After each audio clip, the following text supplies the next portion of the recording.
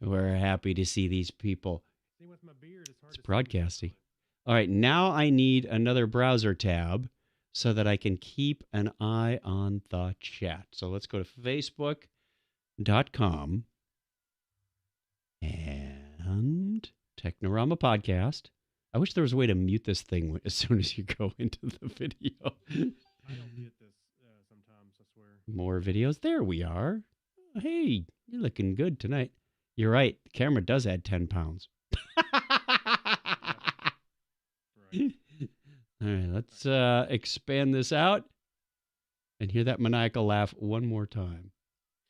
Oh, you know what? I don't have to worry about this anymore. I got faders. You go into the video. Ha ha! Yes. I forgot I rewired part of the mixer. Finally, something's working. Finally, yeah. I got lucky on that one. Right. Okay, let's socialize this out. Oh my god. Oh, yeah, I guess I should. Oh say my that. gosh. Here. There we go. We got 3 people watching. Thanks for joining us. Really appreciate it.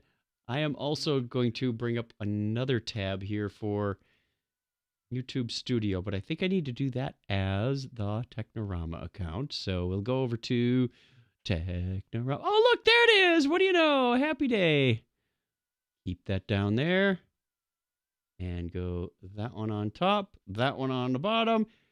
All right, I am just about ready. You know, I should probably just hit record anyway as a backup. There, recording is started. We are ready. Not the audio recording. That was a video recording. We are ready to go. And thank you for joining us. This is the pre-show for Technorama Podcast. Craig, did you happen to see the virtual cruise launch party? No, I did not. Oh, you missed it, man. They had a good clip right at the end. They were kind of showing this montage. Through most of this, they were doing interviews with Connor Trenier and Alexander Montgomery and Chase Masterson and Nana Visitor. They were talking to the celebrities, and JT was doing his thing. Very well produced. It was pre-produced. It was obviously recorded.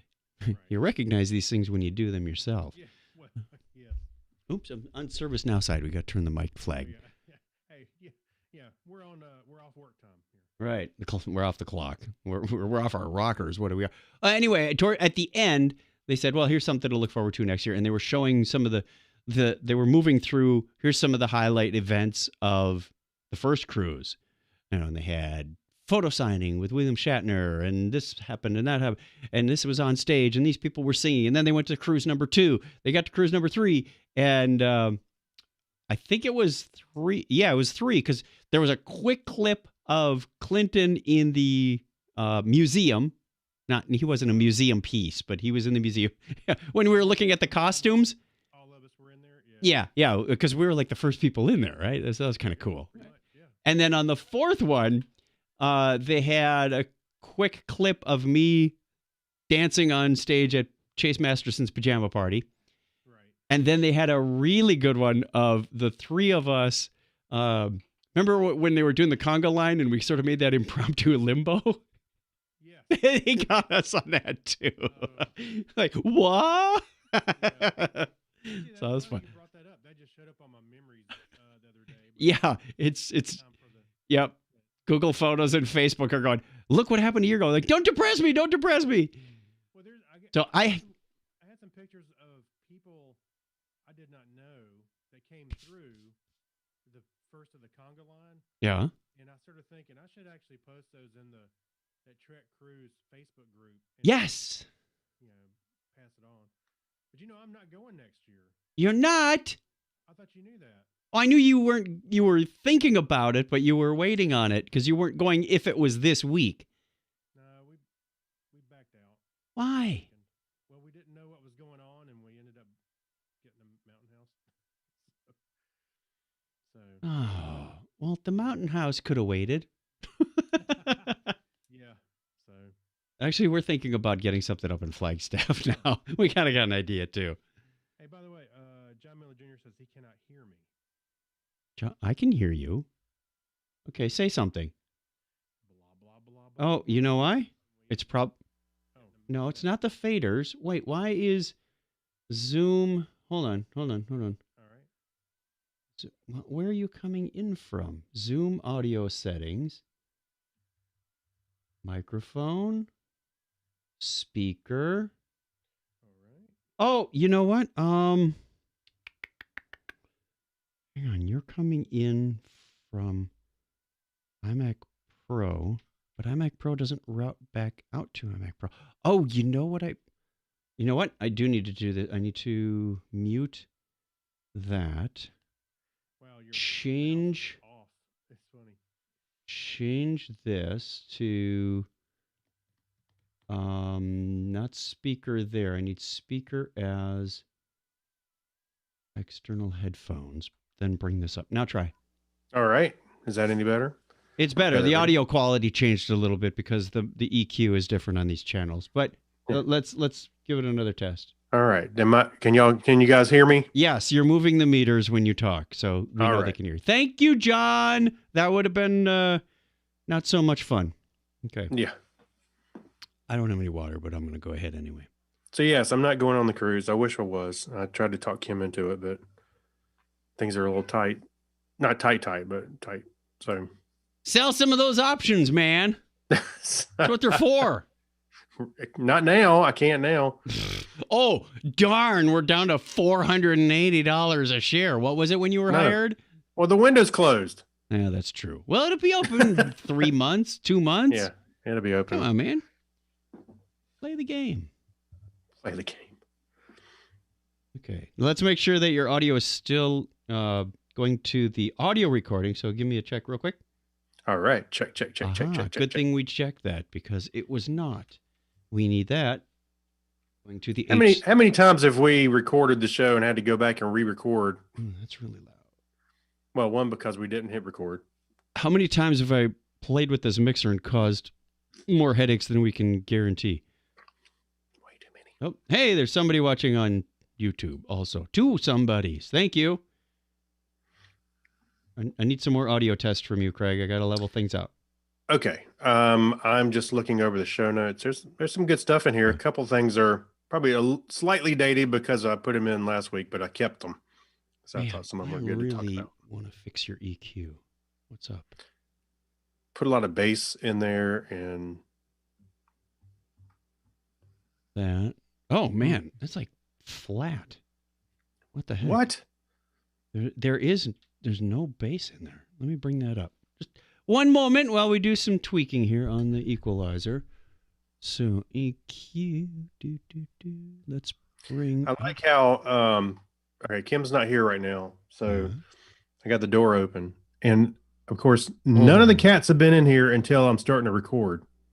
And they're all starting to circle like sharks. I don't know what the problem is.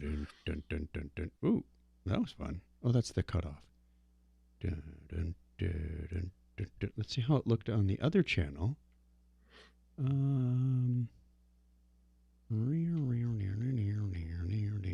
See if I can imitate that on this channel real fast.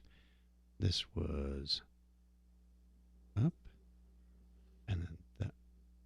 Ooh, I'm getting a bit of an audio hum from the loop back. Not much we can do about that right now. And then Is it on the recording? No, it's from the headphone jack coming out of the iMac. Exactly. Okay, that is closer to the audio profile on the other channel. All right. Oh, you sound much warmer. Nice. Well, that's what people tell me. But it's a little bit there. Okay, it was just a little hot, and I can adjust that later. Oh, you know what? I don't need to mess that one up. I can go like. Oh, no, don't do that, Charles.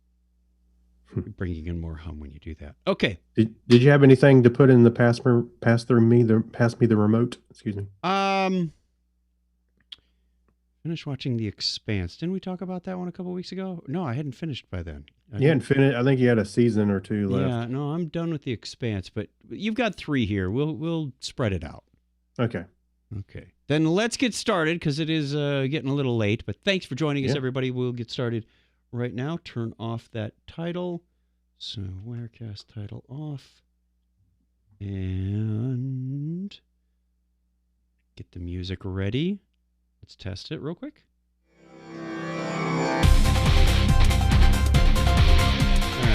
All right. And we'll record in 3, 2, 1.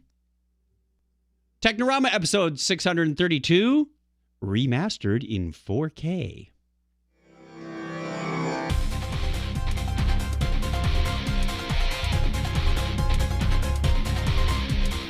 Hey, welcome to Technorama, the show that takes a lighthearted look at tech, science, sci-fi, and all things geek. My name is Chuck Tomasi from sunny Phoenix, Arizona. Thank you for joining us. If you are returning, thank you for joining us again. Joining me right across the virtual table is Craig Stepp. How are you, Craig? Hey, I'm doing good. I'm doing really good. I feel spring in the air. It's just starting to show up. It's coming. There's a spring in my step. There's a spring in my bed. There's a spring. Never mind. When I walk the dog in the morning, I can hear birds, and I'm like, okay, it's coming. It's still cold, but it's coming. What's this cold of which you speak? It's been like, I heard Dave Slusher describe it as Seattle weather. It's been cold and rainy. Okay. For the last couple months, it's been like lots of days of rain, very few days, it's just nothing. But then and it's cold, so it's getting. I know you've dealt with much more cold weather than I have, so I won't bore you with it too much. They're having a pretty mild winter in the Midwest too. Again, so I mean, there was a very cold snap when we had that polar vortex that chilled out Texas and everything. I mean, the Midwest was very cold as well. They had a couple of storms, but in general, by this time of year, they should have some serious snowbanks in Michigan and Wisconsin, and they don't. There's just a lot of grass showing through. That's interesting. Yeah. It's interesting that it dipped down and hit Texas and stuff, but well, what's the coldest you ever had in Wisconsin that you can recall? About 40 below and minus Fahrenheit, which, well, I guess 40 below is 40 below Celsius too. And then there was about another 30 degrees off of that with the wind chill. I mean, it was minus 70. Did you even leave the house? Yes. Those were the days where I would wear the full-length Carhartt overalls to work. Oh. Yeah. Don't mess around with that cold, because all it takes is like you go to work and your battery stalls and now you're stranded in the cold. So, oh yeah. Yeah. No, you don't screw around with that. I used to work at this place. It was a summer job, and he had a cooler that went 40 below. He had this polymer stuff that he would freeze, and we would break it up with a wedge kind of thing. Anyway, so I went, it's in the summer. I go and walk in there, and I could feel your nose hairs go. So, it stings the nose. It's so cold. Yeah, I know what it's like in the conditions of a cooler, but not. I mean, I can walk out in the summer, but not have to live in it. They could have stored all the COVID vaccines. Yeah, they could. For a week. That wouldn't have worked. All right. Well, thank you, everybody, for joining us. We have a little bit of feedback for you we didn't have a show last week because Saturday we went kind of on a family ski trip, got back a little late, so I pushed the karaoke into Sunday. And we pushed Technorama, off the calendar because off the cliff. Craig said, "Hey, do you want to record Monday?" And I've got a standing call with some friends on the first Monday of every month. So sorry we couldn't make it, but the good news is Patreon people don't have to pay for that one. Right. And you didn't have to pay for it with your time. So how about that? Oh, it was a train wreck of a karaoke show from a technical standpoint because I was streaming and it locked up hard twice. So Wirecast did a patch that week, and I installed that. And last night, fingers crossed, went pretty well. Okay. Except for the on-screen talent, of course. Right. Well, that's a whole other story. Yeah, we won't get into that. Oh, we get letters. We get your letters every day. Mailman, mail today. Reach out. Those letters. I love those letters. Let's find out what you got to say. Oh, boy. Mailman, mail today. All right, our question of the week 2 weeks ago was, what common product has a feature you're not sure? What? Wrong one. Again? What movie prop would you Where give are you real looking? money? Why does it say in the show notes? Hey, refresh your show note. That's not puts right. this I got together? links in there. I'm looking at a live document here, dude. It's Google Docs. So when you click on Technorama, Yeah, but I'm reading question of the week. What common product has a feature? I know we read that one. Man, we can't pay for good help around here. look, I'm telling you, I clicked on the link. Before you click on the link, what does it say on the screen? Right under feedback. Oh, Yeah. I didn't put. I just had to hear the O. I was like, oh, that. You're looking at that. No, That's where I read while I'm clicking. Okay, so what movie prop would you give real money to have in real life? Like an old married couple here. Yeah. John Miller Jr. said, said, by the way, John Miller Jr. says, Iron Man suits from the Iron Man movies. Yes, Right. all of them. Awesome.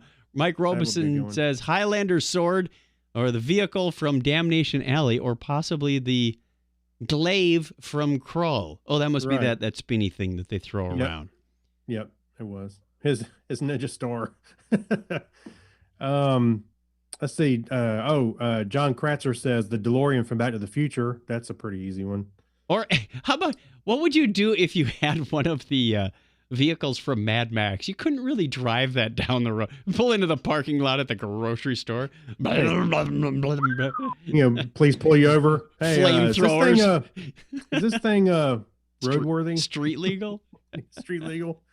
For the streets of tomorrow, it is. Do you feel this vehicle is safe for highway travel? Steve London says, oh, easy. The golf club that Jack O'Neill uses in the Groundhog Day episode of SG-1 with him hitting, with him and Teal'c, they hit golf balls into the event horizon of the Stargate. Oh my gosh. I fell off my chair laughing when I saw that part of that episode. That is funny. You had a couple. I had one. Oh, John Miller Jr. of course said Iron Man suits, but like earlier, and then Gary Lindros said the Maltese Falcon. I didn't Or expect the him to say Millennium that. Falcon. Yeah, the Maltese Millennium Falcon. Eric Miller says the man from Uncle Guns from the TV series. That is a cool looking gun. It is. And It's got everything on it. Lone Guy's Night says, Look, it's got an extended clip, a shoulder brace, Yep. and extended barrel, and a scope. it's a whole bunch of things added onto a pistol. Yes. I didn't even see the pistol in there at first. Yeah, you look at it from me, you go, oh, looks like somebody just set a pistol on some pipe and piece parts. It's funny. All righty. Did you have anything in your profile to add to that? Just Gary Lindros and the Maltese Falcon. All right. I think that's it. We will get you another question at the end of the show. So thank you. Thank you. Another letter from our listener, Dave.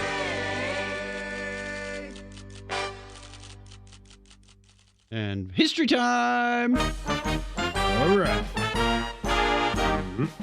On this day in history for March 10th, 2021, this is the 69th day of the year in the Gregorian calendar. There are 296 days remaining in 2021. It was on this date in 1876 that the first successful test of a telephone was made by Alexander Graham Bell, of course. Yeah. And 130 years ago today, Almond Strauger patented the Strauger switch, a device which led to the automation of the telephone circuit switching. Well, good thing, because Alexander had been at it for 15 years before good old Almond showed up. I'm getting too many phone calls. Yeah. Route them to my voicemail.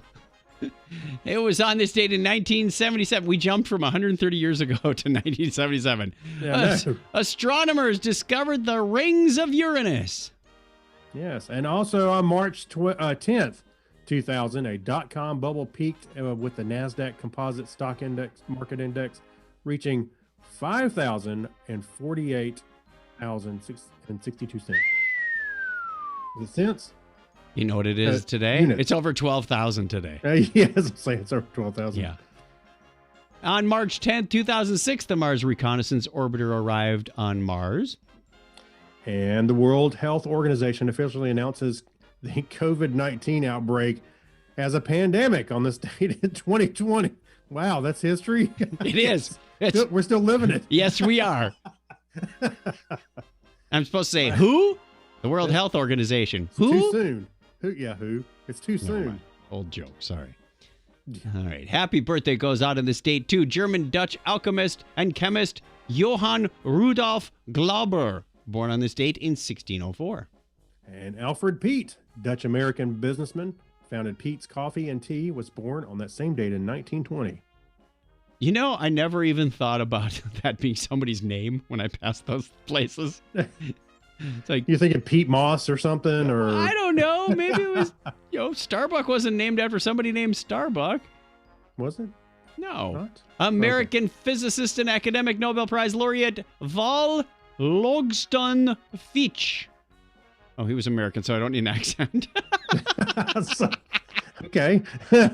He was born on this date in 1923. And also born on that same date in 1956, English actor, producer, and screenwriter Robert Llewellyn. Llewellyn. Llewellyn. Do you know what he's known for?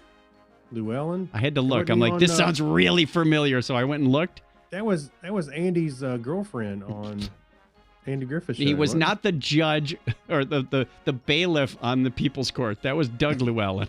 Yeah, Doug Llewellyn. That was the first thing I thought of. No, It was his brother. Robert It was his Llewellyn was brother. on Red Dwarf. Oh, okay. Little British cult sci-fi show.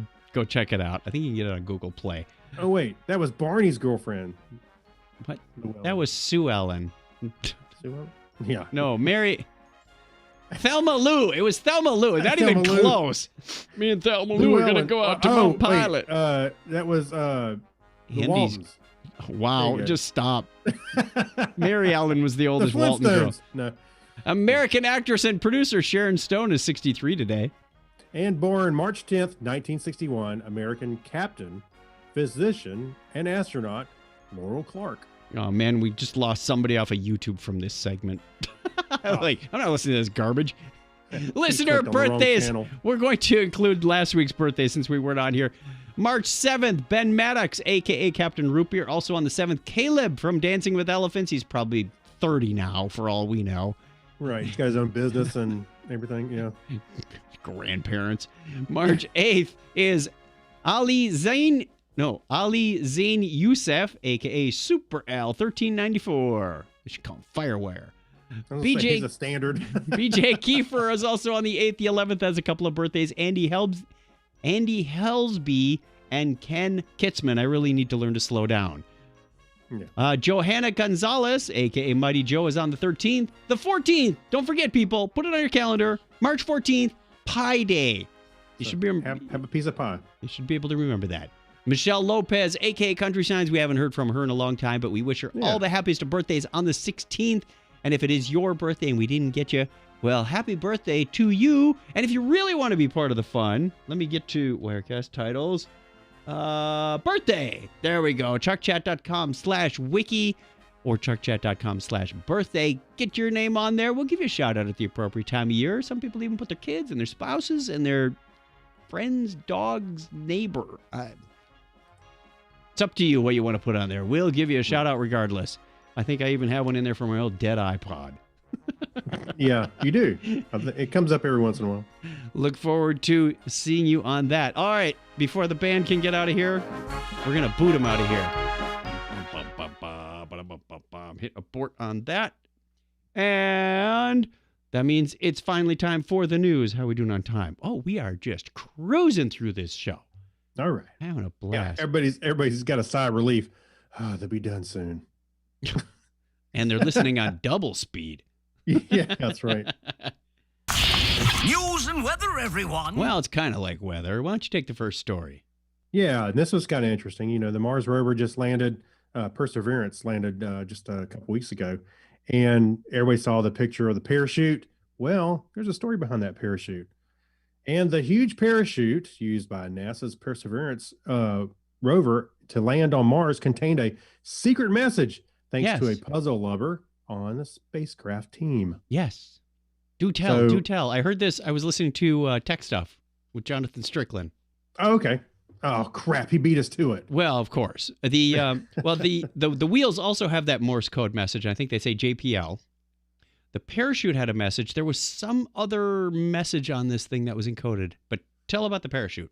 Okay, so systems engineer Ian Clark used a binary code to spell out "dare mighty things" in the orange and white stripes of the 70-foot or 21 meter, for your European folk, parachute.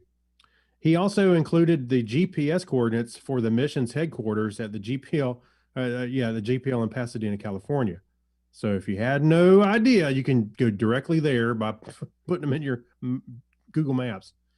So Clark, a crossword hobbyist, came up with the idea 2 years ago. Engineers wanted an unusual pattern for the nylon fabric to know that the parachute was oriented during descent. Turning it into a secret message was super fun, he said Tuesday. Only about 6 people knew about the encoded message before Thursday's landing, according to Clark. They waited until the parachute images came back before putting out a teaser during the televised news conference on Monday. Yeah, it would be weird going, hey, there's a secret and the parachutes all pushed together. Collapsed. That wouldn't have been good. That wouldn't have been good. It said it just took a few hours for space fans to figure it out. Clark said, next time, he noted, we'll have to be a little more creative. And he was twisting his mustache when he said that. So Dare Mighty Things is a line from President Theodore Roosevelt's is a mantra at JPL that adorns many of the center's walls. The trick was trying to come up with a way to encode it, but not making it too obvious. So that's really cool because I thought, oh, that's an interesting pattern, and just dismiss it. I didn't realize there was actually a message in there. I'm going to take the next one, and I'm going to do a screen share for you on this. We don't do too many screen shares here, but this one warrants this because it is straight out of Harry Potter. This is kind of fun. Let me find desktop 2. There we are. Oh, you know what? Can I get the whole screen? I don't know if I can do that. Is this the other part of the? It's gonna be the Perseverance. No, this is. No, well, real quick, I just before you get there, I added another article in there because there's probably like 100 Easter eggs on this. This is the AI one. Okay, so on Perseverance, there is a plaque. Okay. Speaking of secret messages, there's a plaque that looks like the evolution of man, but it's it's actually the rovers that's landed on Mars. Yeah. I'm sorry, but it just looks that way because it went from small, medium, larger. But it's like a family photo of all the rovers, and it's on a little plaque that's on Perseverance. So check this out. I'm sharing my screen. Sorry about the technical details in the background. They're using AI to take some of these old still pictures. This is Amelia Earhart, and the picture turns, it blinks. This is like straight out of Harry Potter, wall of portraits thing. In fact, that's what they say. It says artificial intelligence can now I apologize for those that are listening on the audio podcast, but please go to the show notes for episode 632 and click through our second story in the news about AI and pictures. Artificial intelligence can now transform photos of people into short, highly realistic animations, much like the moving pictures in the newspapers and posters of Harry Potter's magical world. All of these in these AI animated clips, faces that were once frozen in time blink their heads and even smile. Their movements wavering between astonishing lifelike and deeply unsettling. And yes, downright creepy. Genealogy website MyHeritage introduced the animation engine on February 25th, developed by the technology company DID and known as Deep Nostalgia. It enables users to animate photos via MyHeritage website, representatives said in a blog post. Wow, so you could take like your family pictures and go, oh, man, Grandpa moves. He hasn't moved in decades. Here's if you're watching, check out Marie Curie. She looked kind of creeped out. Now, did you try this at all? I have not. I did. I don't have any straight-on facial shots of people that I could upload. I didn't. You don't have to. It didn't have to be straight on. Oh, I Now, one. tell me, Charles Darwin does not look like John Shuck, the actor. I mean, John Shuck could pull off a Charles Darwin. Sure. I think it's fabulous that we evolved from apes. Yeah. That was my attempt at a John Shuck So impersonation. I uploaded two photos. Of? One was a high school picture of myself at the prom. Yes, I had a perm. By the way, it was on a dare, but I had a perm, and I cut out just that part and I uploaded it. And yeah, it actually. I don't know if you have to be the judge to know if it looks like me, but my eyes were moving and it was doing just like that. And I took a picture of my grandfather and put it up there, and that looked pretty close, I think. That's what I would like to do is take. Yeah. But the pictures I have are like they're sitting on a chair. They're not really head on, face on. It doesn't have to be head on. And they're somewhat small in the background, but. So the picture I had of my grandfather readily available was at the time, the family. Yeah. And there was a couple of people were holding their newborn baby, and he's looking down at what looks like a cake. So he's kind of like at an angle. Yeah. And I put it on there just to see, and he was kind of just moving, looking in that direction, but it was moving. And then every once in a while you go like this. Yeah. You give you this creepy little fast glance and grin. Like, geez. Yeah. Yeah. It did not have to be straight on. I'm Okay. sure it makes more sense to have a picture like a portrait kind of picture, but yeah, it worked. I actually was thinking. I do have some portraits of my grandmother when she was probably in her 20s. Oh, that might be interesting. Yeah. Or my dearly departed sister who died in 1982. Why don't you load up Okay. Patrick Stewart? All right. Somebody must have Google searched me because I told them on the Star Trek thing. I said, I got to go. Got to make a podcast. They looked up Chuck Tomasi and podcast. This might be where they got. So, hey, thanks for joining us. If you're watching on YouTube or Facebook, thank you. We are doing Technorama podcast here. This is our live stream of an audio podcast that we will put out in a couple of days. So we were on the Star Trek crew. Well, Craig was on 3 and 4, and I'll be joining again on 5 with my lovely wife. Next news story we have here. Oh, yes. Speaking of Star Trek, that was a nice accidental segue. We had this planned out. I thought you were actually teeing it up. Okay. Yes, I was.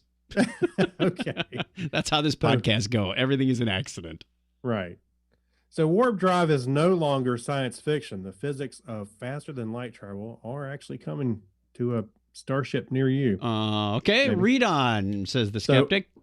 That's right. So Einstein's theory of general relativity puts speed limit on all matter in the universe, creating a barrier preventing acceleration from below to above the speed of light. However, an independent group of scientists, inventors, and engineers called Applied Physics recently proposed the first model for a physical warp drive, according to a recent study published in the peer-reviewed journal Classic and Quantum Gravity. I bet that is a fascinating journal. Way above our heads. Yeah, just a little bit. So while this could make warp drive more than science fiction, it's best to take the new study with a grain of salt, because even if warp drive is now mathematically possible, then there's no telling how long it'll take until humans could use it to substantially shorten the time of travel between stars, the closest of which would take roughly 4 years to reach at light speed. But you can't go the speed of light, but warp will let you go faster than the speed of light. Oh, man, this is giving me hurdy brain already. Well, wasn't warp drive actually folding space? And yes, so, it was. So don't forget, you're going to need some Heisenberg compensators. Yeah. So you have to watch a lot of Breaking Bad. Yeah. So in the middle of the paper, it was like, ignore the details. And always reverse the polarity, but never put on the red shirt. That's right. Sorry, had to throw that in there somewhere. Yeah, so I'll read just a little bit more here. So Applied Physics has announced the first model of the physical warp drive after getting choked up just thinking about it. After working on a close contact with esteemed researchers in the warp field mechanics. Wow, somebody's even in the warp field mechanics field already. With endorsements from renowned theoretical physicist. Here we go. What? The name. Alcubierre? Huckleberry. Yeah, I said Alcubierre.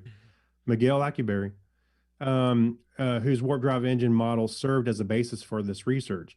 So many of the people in the field of science are aware of Alcubierre's drive and believe that warp drives are unphysical because they need because of the need for negative energy. Said actually Brobick. Antimatter? Would negative energy be antimatter? Energy. Well, yeah, wouldn't it? Yeah. So scientists and blah blah blah blah. Anyway, I won't read all the details, but you can go read them for yourself. And there's a whole they even got a video on there on this article talking about it. A video of somebody going faster than light. Yeah. I'm back. That's not how this works. It's not how any of this works. All right. I don't have any audio segments or things lined up for the break, so we're going to soldier on through. So, all right. There. Bonus time. Acts of Strange Stories.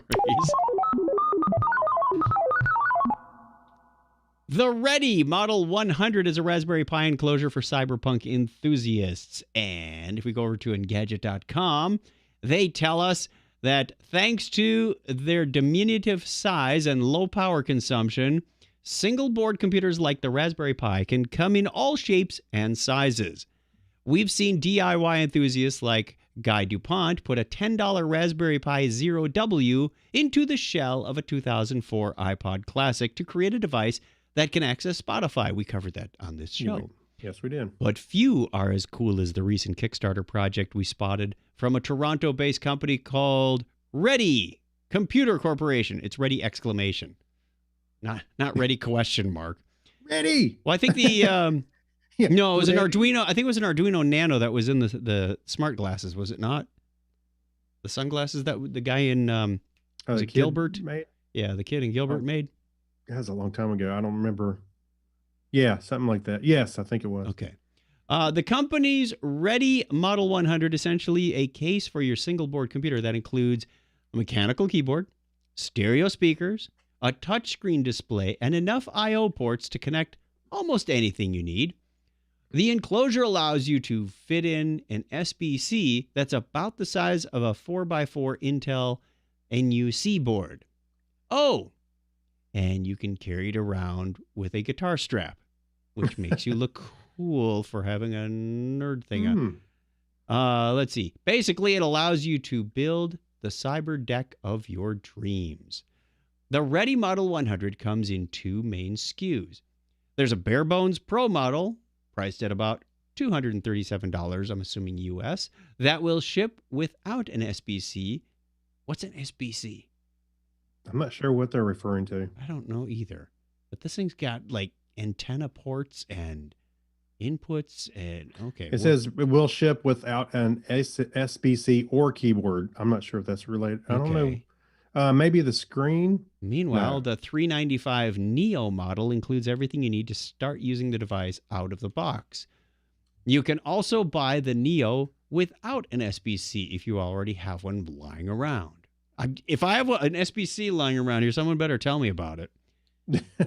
Better call the exterminator or something. I've seen that your office. There's a lot of stuff in there. I don't know. For those that are really ambitious, there's an $1,100 deluxe model that comes with the 4x4 Ryzen board, 16 gig of RAM, and 512 gig SSD. I wanted something I could easily repair or upgrade, and I was inspired by vintage machines of the 1980s. Ready Model 100 creator Jesse LaFleur told Engadget when we asked him about his inspiration for the project, "I've launched this Kickstarter to find other like-minded folk who either want a machine that they can upgrade for years to come or just liked my design." With 6 days to go, the project has raised $97,377, Canadian, and that's about $25 US. It's it's about halfway to its goal. So Well, very cool. it may already be there because we have Oh. this is an article from a couple weeks ago. Oh, certainly. And by the way, the SBC is referring to the board, and so the Raspberry Pi or any of the alternatives. Single board computer. That's my guess. Yep, that's right. Not a standard brain cancer. Man, this looks like something I would have dreamed of in an alternative 1985 or 1980s universe. This looks like a 1980s universe thing. I mean, it's got when you had one of everything on your every port, it's got a big one of these and a little one of those and two of these and three serial ports. Ooh. Well, if you count the USB, but you can't use COM 1 and 3 at the same time. yeah. They use the same IRQ, so you can't do that. You got to move the jumper. Yeah. Jumpers. No, remember configuring computers with jumpers. Oh God. Actually, I like the jumpers instead of more than I did the switches. Dip switches. Oh. Or the original IBM async serial card where you set it to COM 1 or COM 2 by pulling out a dip package that had 4 contacts, 2 of which were cut. And if you flipped it around, you were on COM 1 and it was just... That's funny. Yeah, nice. One of those things where you're pulling it out and you poke your fingers every time, like putting in memory chips. I'm surprised, my fingertips are intact. How many times I've rolled over a memory chip and stuck the legs in my... Yeah. You pick up your finger and the memory chip is stuck in the tip of your finger. I was one of those guys that never used a chip inserter. I had one, but I never really used it because you had to go, put the chip in and then line it. I was like, I'd rather just put the legs in and then slide it over. You see that motherboard behind me? Yes. From the K Pro 4 that we took apart in 2015? Yes. Well, remember we took out the Z80 processor and we took out the 2 EEPROMs. No, they weren't even EEPROMs. They weren't E-squares. They had the little window in there, so you had to put them in the infrared microwave oven to erase them. Well, I took those out. They were not EEPROMs. They were just PROMs, right? And they were sitting just under my monitor for years. Well, I finally put them back in.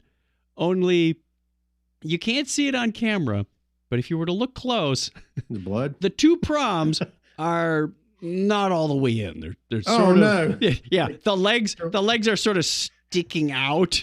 Oh. Like if you banged on the wall, they might both fall out. Wow.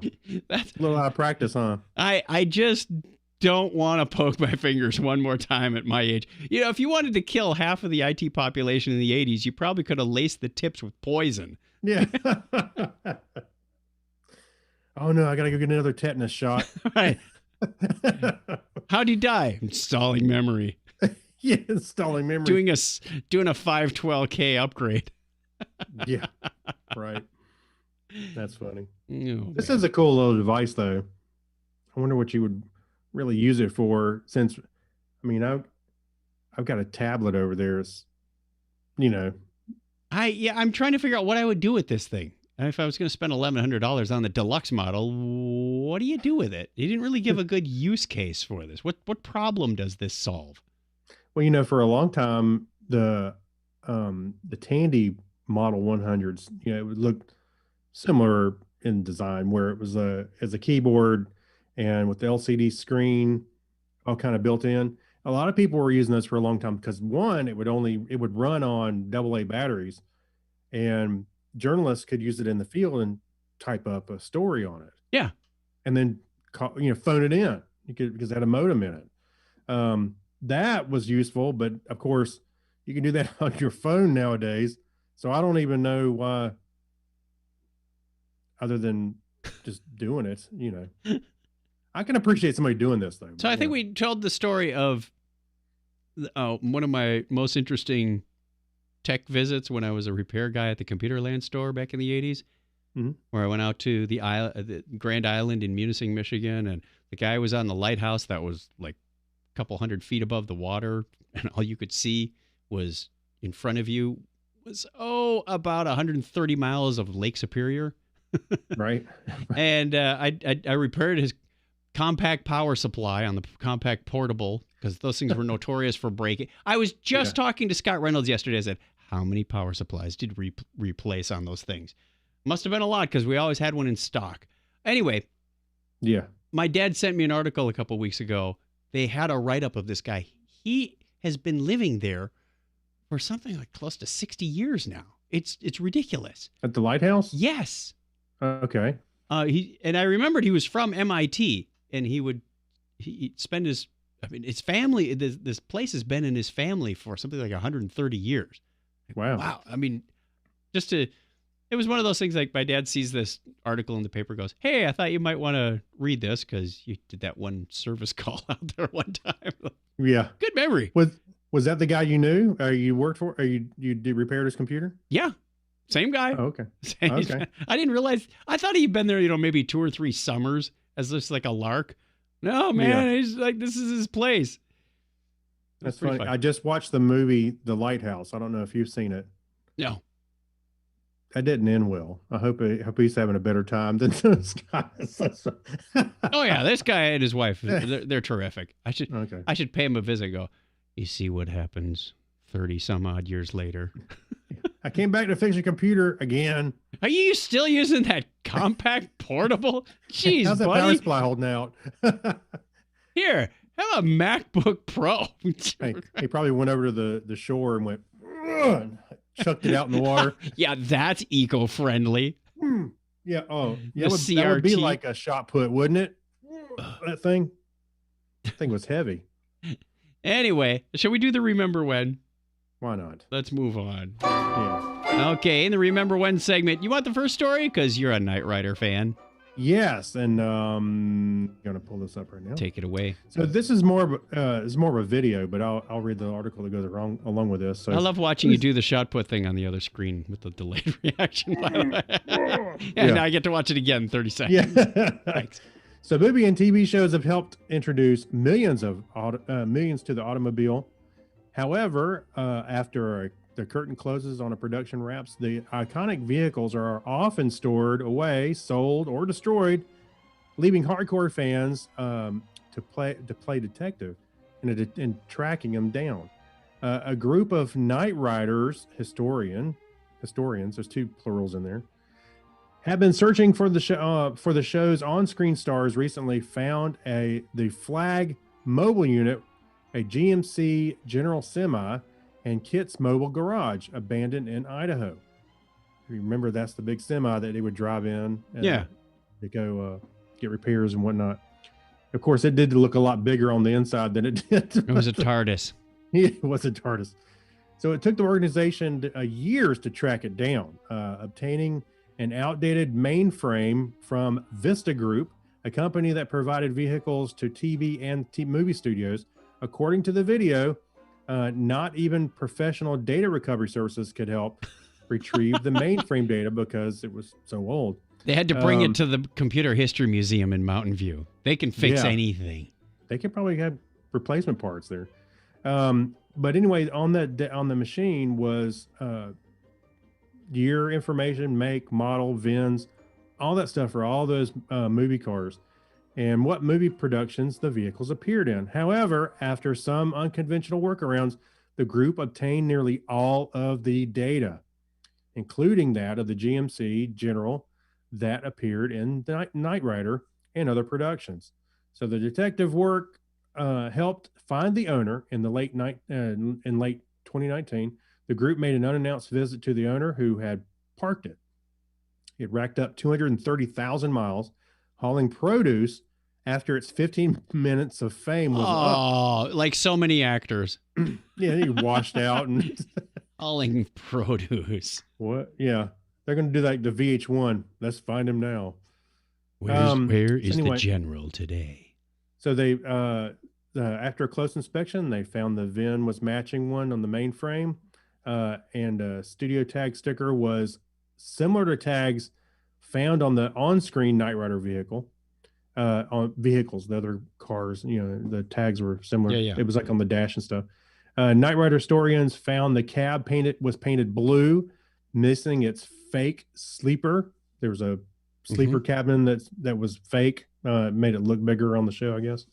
I lost my part. Through black paint was they found black paint underneath. The organization is now searching for the truck's trailer, which was last known existed in the mid 2000s. Tracking it down seems like it would be a bigger challenge. I imagine you wouldn't have a VIN. I don't know if you have a VIN for that or not. There's got to be some kind of identification for the trailer. Yeah. So it was an interesting video to watch, and they do get to it and they show the video. It looks nothing like the show because the steering wheel's got like electric tape on it, and it's terrible. But they bought it from the guy, and they're going to restore it. So last weekend, I was sorting through some pictures because I have a Friday task to go and catalog any new pictures, and I put the select ones into a Google photo folder called Photo Frame. Right. And then my Chromecast or Picture Frame or whatever will roll through that in a random fashion. Well, I came across one from the year 2000. I'm almost done cataloging all of my digital where pictures. the trailer is? No. You got a picture of the trailer? Oh. We were on board the Disney, is it the Magic, their cruise ship. We were taking the girls on their first cruise back in 2000. All right. And I took a picture of the Carnival. There was another ship docked where we were. And I said, oh, it's a Carnival ship. So I zoomed in, and it's the Carnival Fantasy. And I remember when the Fantasy was a big ship. Right. And it doesn't look big anymore. So I said, oh, wait a minute. That was in 2000. Let's do a little history. I just completely went down this rabbit hole. But it's the thing about finding the trailer reminded me, because it may have been trashed by this point. It could have been recycled. Oh, yeah. Who knows? And I did a little research. I said, because shortly after we went on the Carnival Celebration in 93, a friend of ours from work went on the Fantasy, and we went, wow, that ship is so much bigger. And it was launched in 91, 92. It was still pretty new. So even in 2000, when we saw it, it was in good shape. I said, where is it now? Went onto Wikipedia, and it's in this shipyard in Turkey being dismantled. In fact, it says it's scheduled to be dismantled in February 21. I went, oh, that is so sad. Like, yeah. Can we buy it? You buy it. Oh, hey, Donna. Oh, the guy who started Carnival Cruise Lines bought was it the Jubilee, the Holiday? Mm-hmm. He bought one of those ships for $1. He started that whole company off of buying a ship for $1.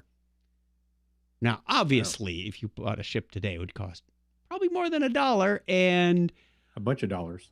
Well, you'd have to pay for the dock space and the maintenance, and it's ridiculous. There would be an investment. So and this is not the time you would want to start a cruise company. Although, not a bad time to invest in some of these depressed stocks like Probably airlines not, and cruises.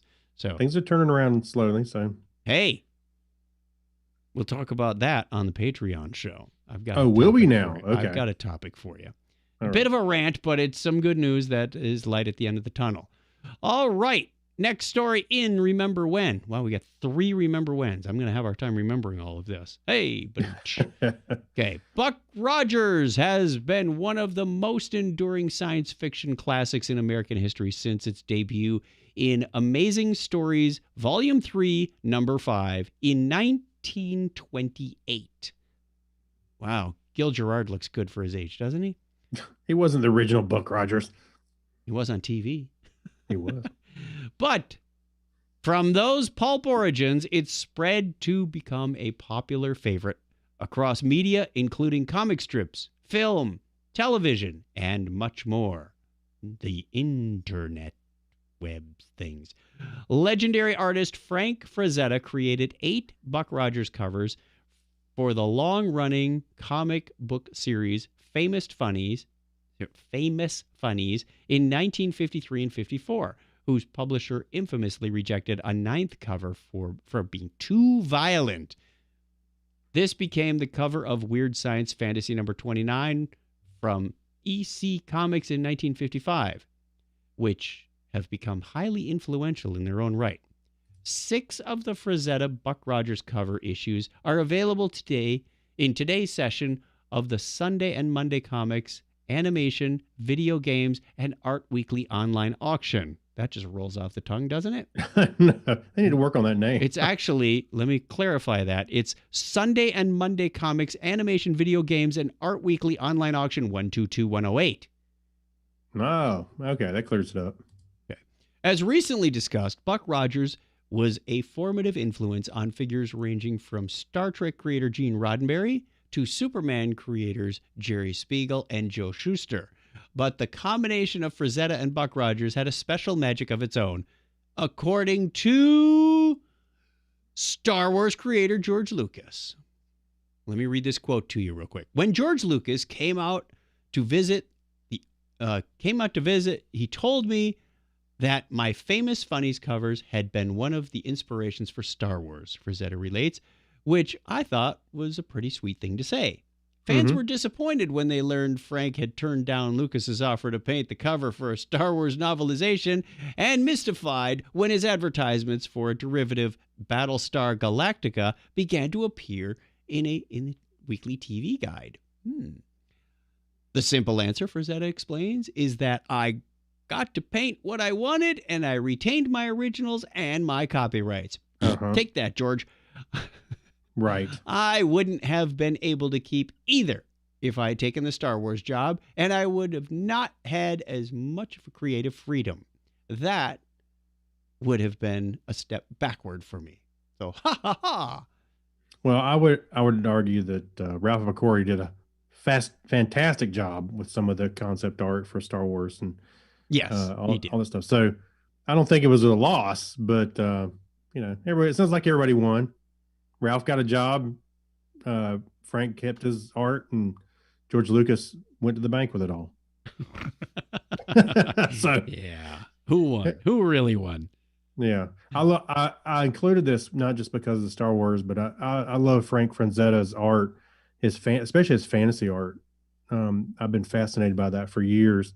So if you're not familiar with it, just go search for Frank Franzetta and Google images, and you'll see a bunch of really cool stuff. You've seen it before, haven't you? Yes. Yes. It looks like a lot of D&D kind of Yep. fantasy art, with orcs and people scantily clad, but they're fighting, and the whole visual of the way he draws a body in action, like he's telling a story, and it's fascinating me. All right, one more Remember When story for us. All right, let me click the link. So scientists find a way to read a sealed letter 300 years ago. It was sealed 300 years ago. They opened it virtually. Let me zoom this in a little bit so I can read it. So, I zoomed in and I went past the first paragraph. 300 years ago, before envelopes, passwords, and security codes, writers were often struggling to keep thoughts, cares, and dreams expressed in their letters private. One popular way was a technique called letter locking, intricately folding a flat sheet of paper to become its own envelope. I heard about this. This was on Jonathan may have covered this also. This is really familiar. I just heard about this on another podcast, but go ahead. Hey, this is our version. Access to our show notes. I think so. He's tapped into it. We did share a Google Doc with him once, so I think that was his in. So one popular way was to use a technique called letter locking, intricately folding a flat sheet of paper to become its own envelope. The security strategy presented a challenge when 577 locked letters delivered to The Hague in the Netherlands between 1689 and 1706 were found in a trunk of undelivered mail. So the thing about letter locking you got to realize is you can't open it without destroying, like tearing part of the letter. It's kind of like a wax seal. Some of you may be familiar with. They drip wax and they use a signet or a stamp of some type to secure it. And if the wax seal is broken, somebody opened it and read your letter. And if it was resealed, you can assume somebody did. Right. Yeah. And the letter locking is the folding. And the folding is actually part of the charm of the history of this letter that they want to protect. Well, these things are sealed up, but now they have a way to read them. Yes, it's kind of fascinating. I think I remember somebody giving me something like this in high school that they folded up, and you have to kind of tear it to open it Was up. it like a crane origami thing? No, it was like kind of like this, but that I remember. No. So the letters never reached their final recipients, and conservators didn't want to open and damage them. Instead, a team found a way to read one of the letters without breaking its seal and unfolding it in any way. Using a highly sensitive X-ray scanner and computer algorithms, researchers virtually unfolded the unopened letter. That's pretty darn cool. Yeah, so the I'll get through a little bit of this. So the algorithm takes us right into the heart of the locked letter. Sometimes the past resists scrutiny. So we could simply have cut these letters open, but instead we took the time to study them for their hidden, secret, and inaccessible qualities and words, I might add.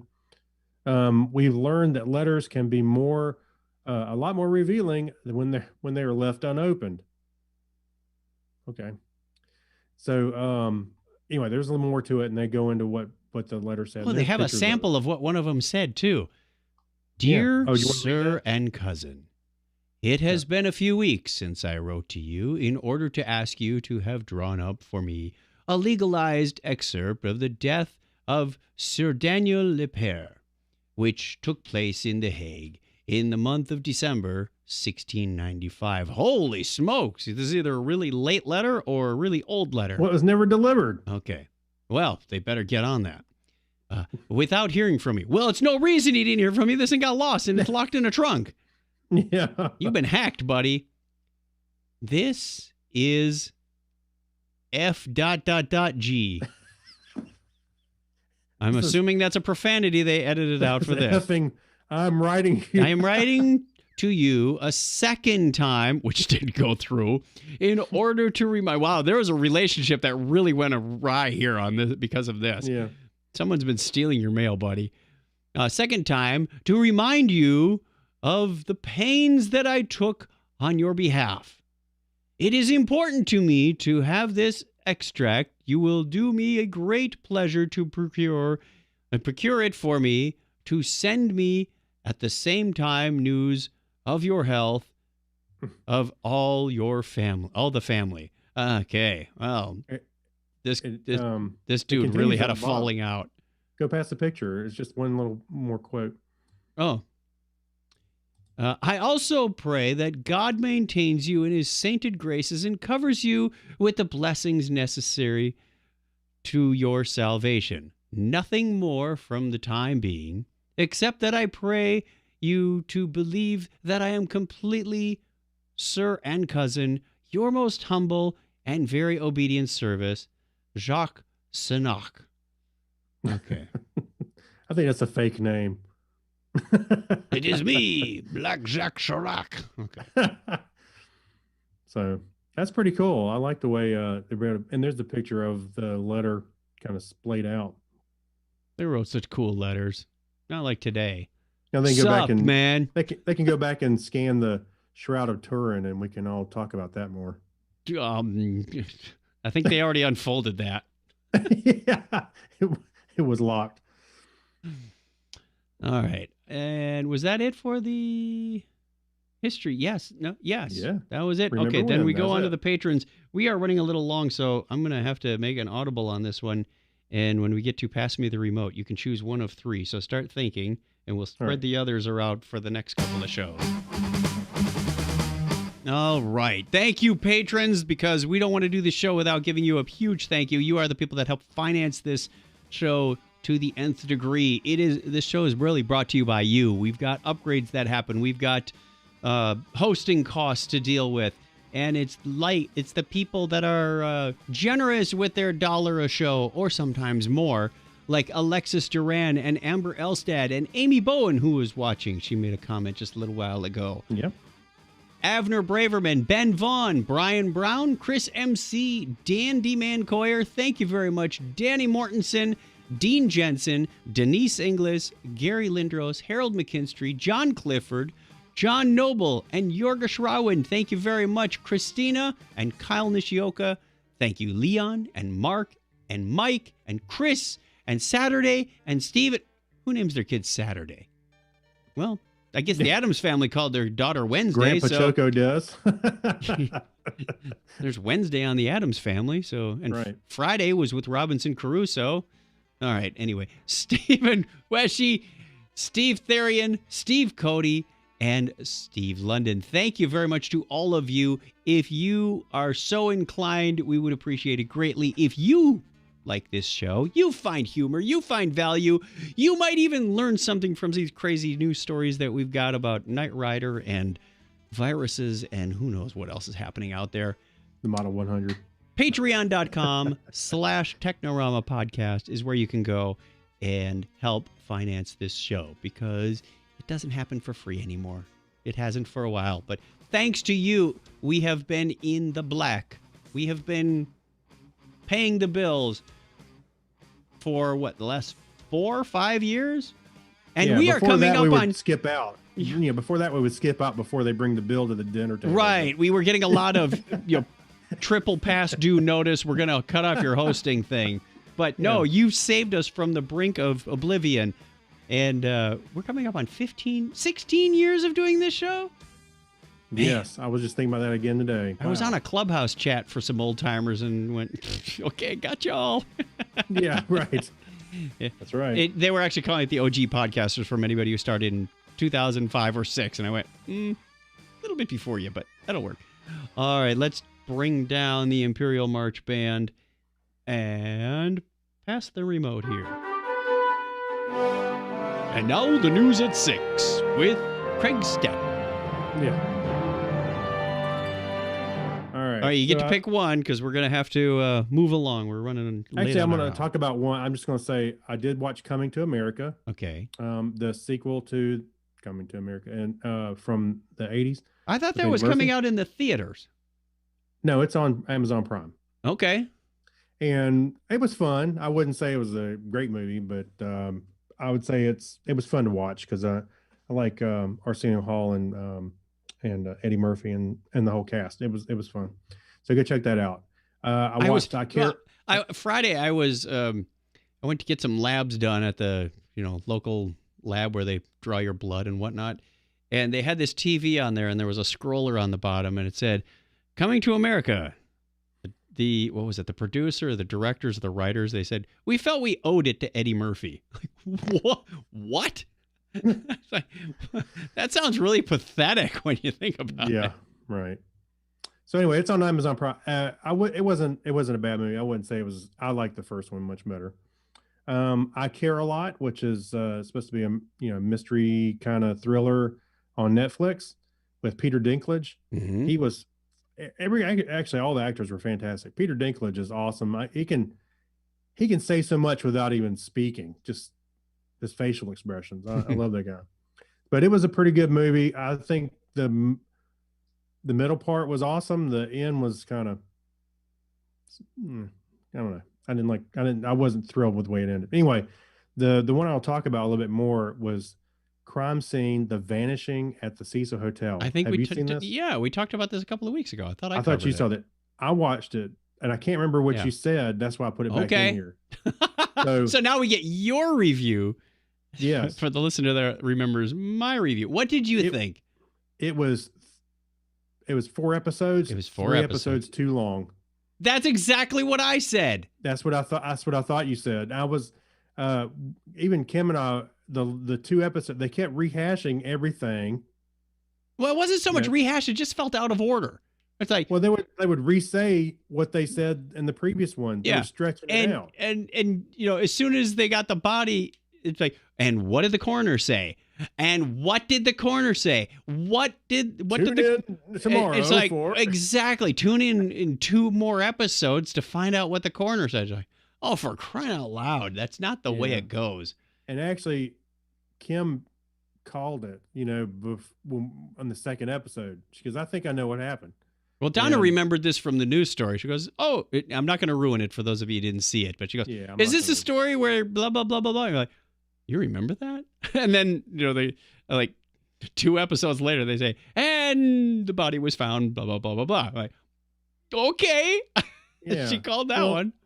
Well, what bugged me about the whole thing was, not the whole thing. They kept but making it out. When you watch the preview, it made it out like this was going to be a lot of things that happened at the Cecil Hotel. And a lot of Right. bad things did happen. Oh, but there were a lot of things that happened there. Yeah. Right, but they didn't cover any of that, really. They just kind of used it as, oh, this is a place where a lot of bad things happen. So this would have been a better it was a misrepresented. documentary about the hotel. Yeah. And maybe touched on this one and this one and this one and They, this they one. could have made 4 different stories out of these 4 episodes rather than Easy. stretching the one story across all 4 of these. Yeah. So, if you feel compelled to watch it, watch the first episode and go straight to the 4th one. Pretty much. Yeah, Yeah. it's a true crime story. So if you What like true bugged me crime, was all of the web sleuths that they were talking about, and they kept coming up with these conspiracy theories. And after a while, they kept coming up with weirder ones. I'm like, where's this coming from? And then they tried to nail that rock. yeah, not the rock rock star guy. Morbid. Morbid? No, was it Morbid? Something like that. Yeah, he was a victim just as much as the lady who got killed. So I mean, the web sleuths really did him damage. So they were well intended. They wanted to get to the bottom of this, but they were following leads without all of the facts, and that can be so damaging. So, well, that kind of highlights the social media justice, where people try to try a case or try somebody or think an election is media. fixed. And it's like, no, you have absolutely no basis for that other than what one other person said. Yeah. So it's like. So anyway, that would be a negative review on the crime scene. Yeah, I wasn't totally pleased with it either. It had the potential to be so much more, and it was an interesting story at its heart, but it was just not produced well. Oh, there was some stuff like the video of the elevator. For a minute, I was like, yeah, what is going on here? I was paying attention really hard, and right, it was weird. But then people took it to the nth degree, and it was. And when they started staying in the hotel, the YouTubers, I was like, what are we watching here? So anyway. Yeah. Or it was pretty, when you found out like the couple in the UK that was staying there and why the tap water was brown. Oh, no. Yeah, okay. no, that was a bit like, that'll give you the heebie-jeebies. Go watch I Care a Lot on Netflix. Okay. Yeah. Much better. You know what? We are over an hour. Okay. What do you say we just leave the media corner for the show notes? Skip to the end. Apologies. Our question of the week that we're going to leave you with is, the last thing you Googled is what kills you. So how did you die? Restaurants. Which could be true right now. I honestly don't know. What was the last thing that I Googled? How do you know what the last thing you Googled is? Oh, I just put my mouse and then you click on the. Is that actually in historical order? I don't know. Maybe. Just. Oh, you know what? It's Chrome is also pulling off of the URL. So because you can put a search term into the address bar on Chrome. Yes. Looks like I died from Star Trek Enterprise. I think a lot of people did right in the beginning of the show. But it was a close call between that. The next one is birthday, and right after that is friendly Brazilian greeting. I had restaurants, finance, and ServiceNow stock. You died from ServiceNow stock. That's not good, Craig. No, it's not good. Please, people, tell us what you died from in your Google search. This is actually funnier than I thought. Thank you, everybody who was watching on YouTube and Facebook. I think I may have missed an occasional prompt here or there. I got the birthday. I got the Patreon? I didn't get the Patreon. We'll give you one more chance. Let's go Wirecast, Patreon. If you want to be a Patreon member, patreon.com/Technorama podcast. It's on the video for those watching video. If you didn't catch that in the audio, just rewind 10 seconds and play it again. Thanks. And we are out of here, which means we play that and we bring that down. Thank you again, Craig, for doing all the story research. You are a web sleuth in your own right. Oh, no. Okay, thanks. Without bringing down a death metal artist. Right. Poor guy. You want to get in touch with us, you can call us on the listener line, 707-530-2428. Oh, I can still run these buttons even while I'm talking. This is like chewing gum and riding a bike at the same time. Email us, technorama@chuckchat.com, or just go to chuckchat.com/technorama, and you'll find all that information. Thank you for joining us. Thank you, Craig. And Thank you, Chuck. How do we end this show again? It's been 2 weeks. Yes. Tell a friend about Technorama, and Craig's going to give you a binary high five as our famous sign-off. All right. 101, everybody. Thanks, everybody. See ya.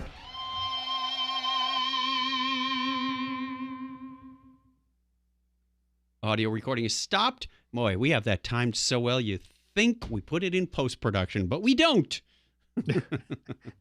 Yeah. I saved myself a lot of time not doing any post-production. I know. This show hasn't had post-production in a long time. Yeah, I see on Reddit, new podcasters. Should I edit How much out all editing the should I ums and do? ahs? The answer is it depends. I think we covered that on the last episode, second to Well, last I'll think episode. of it this way. If there's a huge mistake, yeah, I might edit it out. Zoom cracks up and dies. Yeah, we're going to have to glue a couple pieces together. We did have, what was it?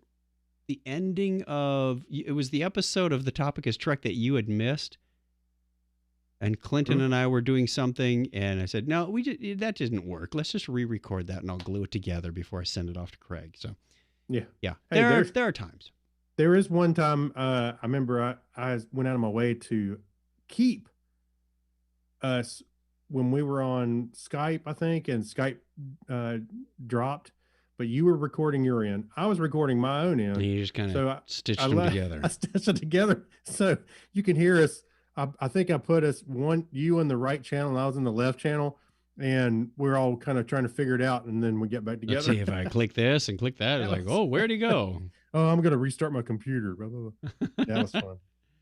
That was fun. So we're going to finish the video streaming now, and then Craig and I are going to record our Patreon show. So in addition to getting mentions on the podcast, we also have special content just for these people. So we'll talk to them. Well, they'll get it before, because that comes out on Monday. Audio podcast on Wednesday. We love you all. Stay safe, and we'll talk to you again soon. Thanks, everybody. Right.